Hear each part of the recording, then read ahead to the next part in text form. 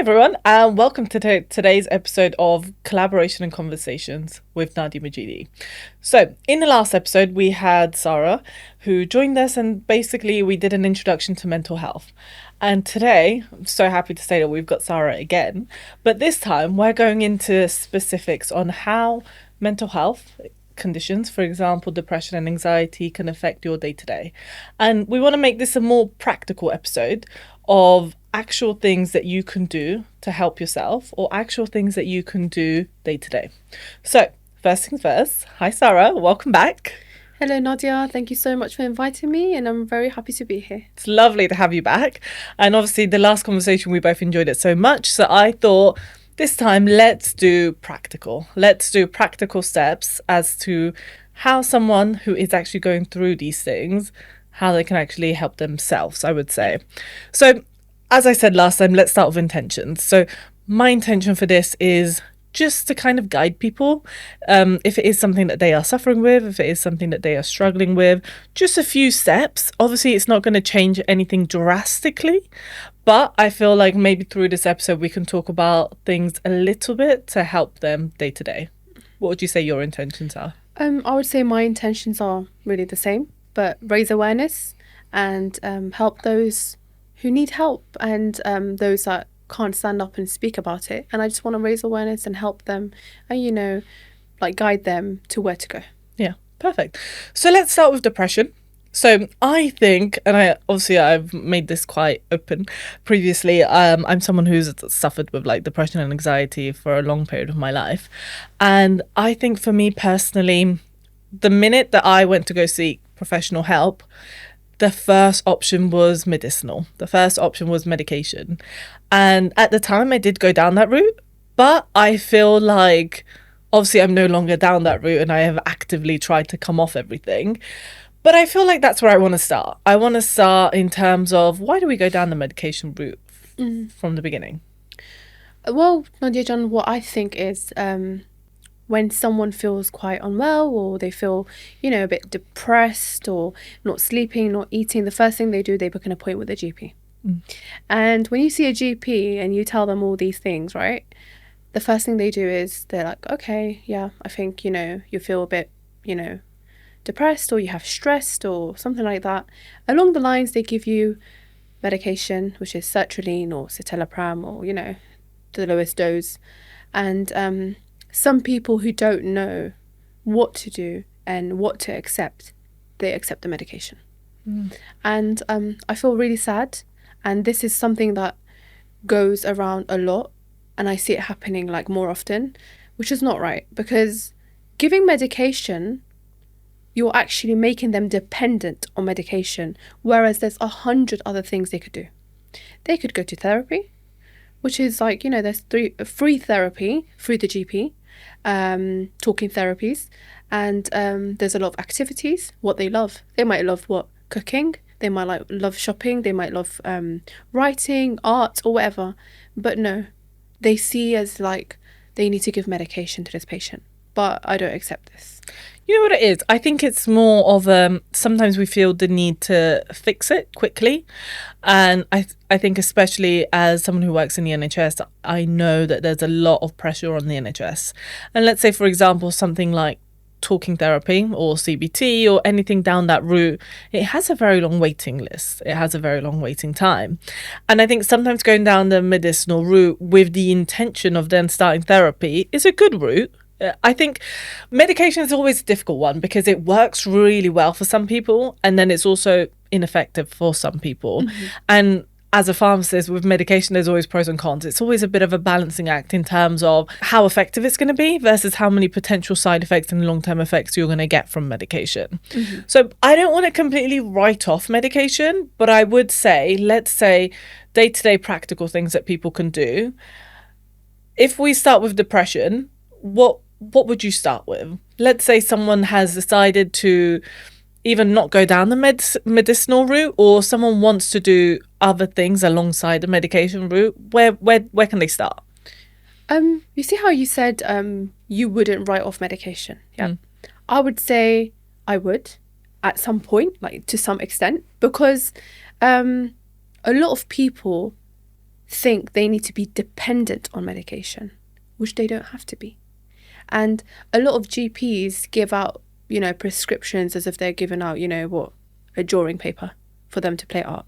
And it's sad because I feel like I've seen people personally, I've seen friends and stuff that have gone into that route. They've had, medication, and now from sertraline and citalopram, they're actually on medication, quetiapine. And I come from a point where I've seen everything, and I feel like, no, yes, medication does help. Medication is good. I'm not saying it's wrong, but for someone who's been experiencing something for a week, 2 week, 3 week, you cannot make them dependent on medication. They can be stressed from work, they can be stressed from studies, and making them dependent on medication, you're actually making their future quite harder because they think they have an illness that they don't. They have an illness that they might think, okay, I'm depressed now, I've got mental health, right? They're going to be searching it up. Yes, it's going to get worse. Do you know where I'm coming from? It's just that for some people who wouldn't know what to do, they will accept and go on and keep accepting, because there are patients that would go back and say, oh, it's not working for me. And then what we'd up the dose. Exactly. You up the dose and that's it. And I feel like it's not right. And like you said, that NHS, there is a crisis and there is no fundings and everything like that. I understand, but we need something. We need help. Yeah. We need something to happen in the NHS for people and to help them in a way that we don't have to give medication and make people dependent on medication. There should be teams. There should be people, there should be services that can help people, and like you said, there's a lot of waiting lists and waiting times, but we need something in between then to help people. I agree. But I think what I want to do is, let's say someone is struggling at the moment, what's the first step? So I think let's start with what I did, right? I obviously went down the medicinal route, didn't really work for me. I then went down the therapy route. I've tried every form of therapy you can imagine, and some worked and some didn't. And I think that's the first thing I would sort of encourage, trying things out, because everyone is so different and something that might work for me might not work for you. So I think it's really important to exhaust all of your options. The other thing that I found very effective for me was journaling. So journaling is a really good way of getting out your emotions, because sometimes we don't understand what it is because we don't have the words to describe it, I would say. And I think journaling is such a beautiful way of getting out your feelings on a piece of paper. And they always say it's so much more effective if you actually handwrite it. And then that gives you something to look at, gives you something to actually analyze. And let's say you journal over a period of time, you can then compare and try and see if there are things that trigger you, if there are things that are underlying in what you've said. And I think that's what I would say is a really good baseline. So let's put medicinal and actual professional help aside. Let's say day-to-day practical tips. I would start with journaling. What would you start with? I would start with going to the doctor and, asking for therapy or finding a therapy myself online somewhere, and making sure it's licensed and everything, of course. And journaling is one of the things I love. I love journaling. I do journaling a lot. And I've always said in the shows that I've been to that do journaling because it helps. Because when you go back a year after in that book, in your journal book, and you read what you went through on that day, you can just know that how much you actually progressed and how much you've changed or what happened and how you are now, and it will make you feel better. 100%. It's so lovely. I've always told everyone journaling is the best thing ever. I love journaling. I love writing. I think when I spoke to you earlier about my video on TikTok and stuff, and I think a lot of that was me journaling for myself in a different form of video, but it gives you something to actually see the progression, and then you can go back and you're like, oh my god, 6 months ago I was here, I've done so well. And I think it's such a beautiful thing to just sort of realize that journaling is a way of seeing your own progression as well. I think the other thing that sometimes we also take for granted is just basic things in terms of eating good and exercise. I remember when I first started therapy, my therapist said to me, how much do you actually get out in the sun? How much do you actually go out for a walk in fresh air, in like nature? And I think we also take these things for granted. What's your view on that? What would you say? Yeah, absolutely right.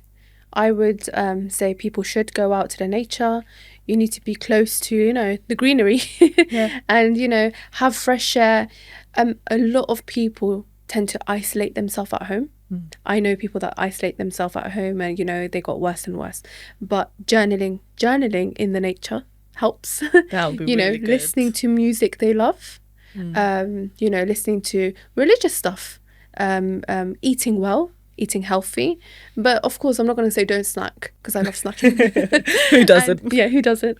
And snacking is lovely, but we have to think about ourselves and what happens inside us. So at the same time, like if we're snacking, okay, that's maybe a few times a week, but we need to eat well and we need to eat on time. Breakfast is very important. And a lot of people are dependent on coffee. I would say less caffeine, more greenery, or more milkshakes and stuff, because stuff like avocado and, almonds and all these stuff is good for the brain.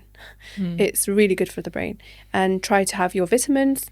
And yeah. I found something that was very effective for depression was journaling.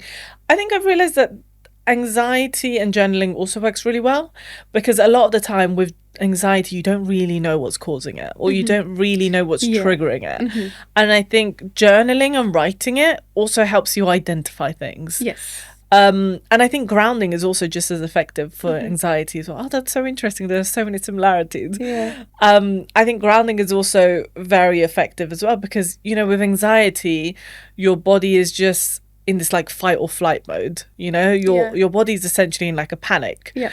And you just need to find a way to calm down the panic. And sometimes just realigning with nature, realigning yourself can just help calm down the panic. What's one other thing you would add on to that? I would say making sure you have a good sleep, relaxing yourself, relaxing your body and your mind, because sometimes we can't sleep. And for myself, there are times I'll sleep really late, and then there's times I'll sleep so early. And I think having that 7 to 8 hours of sleep is very important. Yeah. Very important, because our body needs to relax. The sleep we have at night is nowhere near the sleep we have in the day. It's very different to our body and to our mind. So sleep, I think it's something we take for granted. Yes. And I think especially growing up, it's almost like, now that I can sleep whenever I want to sleep, I'm going to sleep late just to rebel. That's very true. And I think it's so interesting, like sometimes because even if you just think about everything we've just spoken about, they're all very like, it's nothing extravagant. It's like getting the basics right. Exactly. And I think that's the most important thing I would say, is like starting with the basics gives you something to then develop. Yeah. Another thing that I think anxiety helps really well is meditation. And I think meditation comes in so many different forms. So I think for me, meditation, when I did it professionally, was all about, let's say, calming my mind and trying to we do something called like a body scan, which is basically like calming your mind, getting into a meditative state to just try and feel where you feel pain and just go from there. But I think meditation, especially as Muslims, it can be seen as such a different thing. I think, and I've been quite honest about like my religious journey in terms of I used to be someone that didn't really pray that much. And it's been something that I have actively tried to work on. And I think through praying more regularly, that is actually a form of meditation. But I think the difference when it comes to praying, I think praying is so powerful, right? But I think praying in the way that maybe we see in the Afghan culture, and obviously I don't want to generalize, but from personal experience, in the way we see in Afghan culture, or even sometimes as Muslims generally, is more like a tick box. It's more in terms of like, it's time to pray, go pray, and then just like tick it off. Yeah.